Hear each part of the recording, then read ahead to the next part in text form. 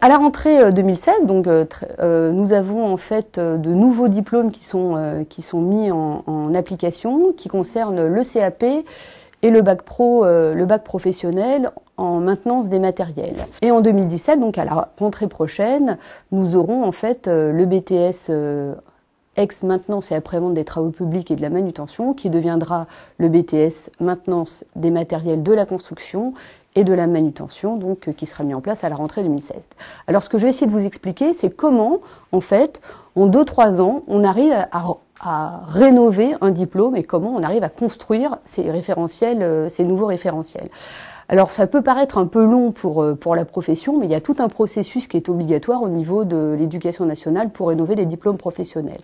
Tout d'abord, il faut que la profession fasse une note d'opportunité et demande à la direction générale de l'enseignement scolaire que le diplôme soit rénové. Une fois que cette note d'opportunité est reçue, elle est validée par une commission professionnelle qui se réunit malheureusement que 2 fois par an, donc il faut en fait qu'il y ait une synchronisation entre cette demande et puis cette commission professionnelle. Quand cette demande de rénovation est acceptée, les travaux de rénovation peuvent commencer. Ils se déroulent généralement en 2 phases. Une première phase où seuls les professionnels sont présents.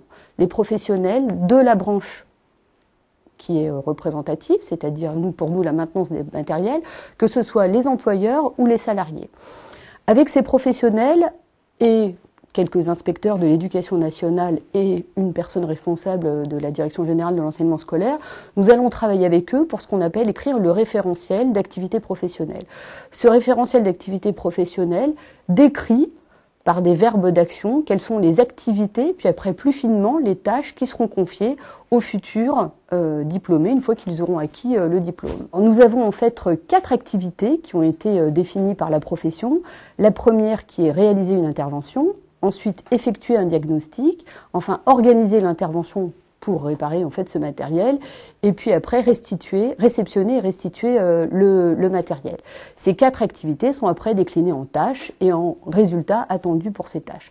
Ça c'est vraiment un gros travail de la profession qui permet en fait de mettre sur le papier les compétences attendues et les activités qui seront nécessaires.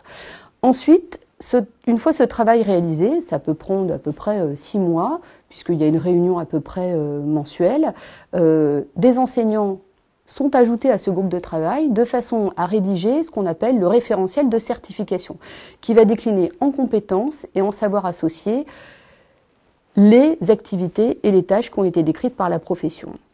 Enfin, pour finir, puisque ce sont des diplômes professionnels certifiés par l'éducation nationale, nous rédigeons un règlement d'examen et nous définissons les différentes épreuves qui permettront de délivrer le diplôme.